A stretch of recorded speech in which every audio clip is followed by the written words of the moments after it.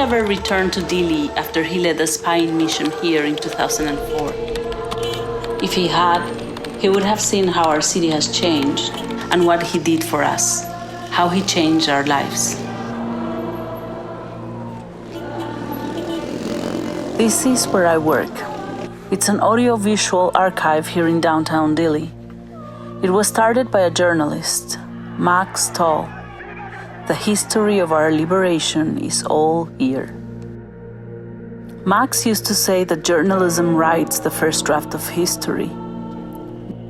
But spies, like Kay, they write those blacked out lines in history's pages. There are plenty of fictional spy stories about secret agents who changed the world without the world knowing much about them. This one is no different, except this one is true.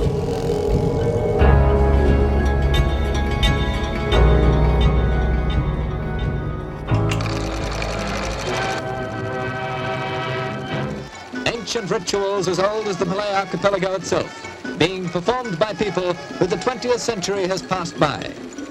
But not far from the village, Americans and Australians are seeking oil. It was found here in 1926. The natives have become familiar with the sight of the huge oil rigs.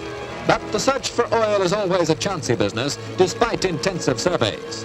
The only way to find out if oil exists is to go down after it.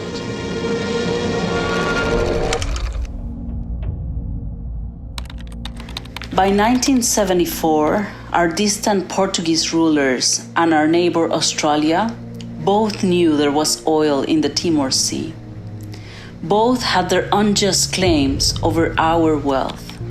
It would be too many years and too much sorrow before our chance would come again. This is Roger East, reporting from Dili, East Timor. The Indonesian army has today invaded Dili.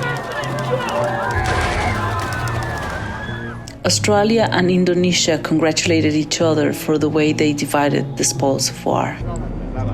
This council must call upon the government of Indonesia to withdraw immediately and unconditionally all its forces from the territory. Filmmakers and journalists begin to take an interest in East Timor. Does that jeopardise the Secretary-General's negotiations?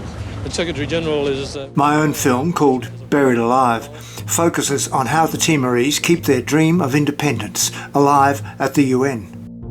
Meanwhile, in Dili's Santa Cruz Cemetery. A genocide was upon us, and the world turned away. But thanks to the courage of journalists, our voice was heard at last. A killing ground in a remote area of the Far East. The Dili massacre is a shock to the system. 8 years later, a UN intervention force takes charge. Crack Australian troops have led an international peacekeeping force into East Timor. Under orders from Washington, Australia reluctantly sends in the troops. These young Australians are untried, under-resourced and unprepared for what they find. Viva Timor-Leste! With liberation, old questions arise. Who will win the petroleum war? Kay is ordered to bug East Timor's oil and gas talks. Kay's cover for this illegal operation is an Australian aid project. No one noticed the men who were supposed to be renovating our government rooms while they put bugs in the walls.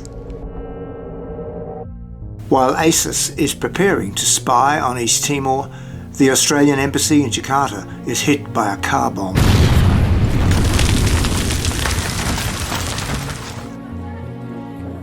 This diversion of resources could only benefit the oil companies, who continue to sell East Timor's oil and gas without a legal agreement with the new leaders of East Timor.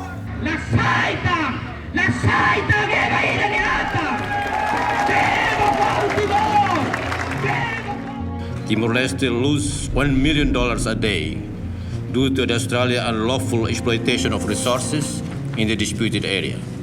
Thank you.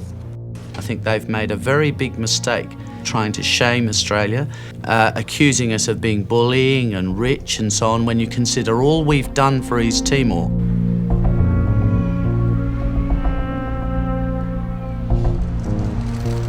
The treaty was signed and it was the best our leaders could do at the time. But our leaders could not know they had been spied on. Well, very significant moment. We might say something to the media about it. Australia made sure we could not try again for a legal sea border for 50 years. By then, all the oil and gas would be gone.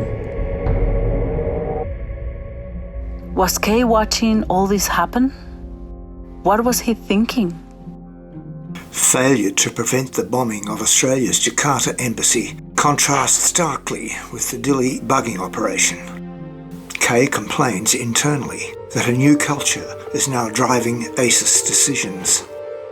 Humiliated, he retires. He is out in the cold. This might have been the end of the story, but Kay fights back. Nice to meet you. He found a lawyer who happened to be a great friend of Timor-Leste, Mr. Bernard Collaery. Whoever thought I'd be signing books? Now there was only one more person who needed to know about the bugging, the one person who was prepared to act. Our first president, Shanana Gusmao. A high-profile lawyer and a former spy face jail. Witness K and his lawyer have both now been charged with breaching Australia's Intelligence Act over their role. I've been silenced by laws introduced to deal with terrorism. I think someone described it as Kafkaesque. And it's the sort of legislation where people can be charged with something and they can't tell anyone. They can't even tell their lawyer. Witness K and I are not going to be tried in an open court. You know, everyone's got pretty grubby hands here, I think, except the whistleblower and his lawyer. I want to say this. When this is over and dusted, I will have a lot to say. I will have a lot to say. A new Australian government stops the Collaery trial, leaving many unanswered questions. And witness K? His identity must remain a secret. He has paid a heavy personal price for acting on his conscience. But remember this, witness K, your friends do not forget you.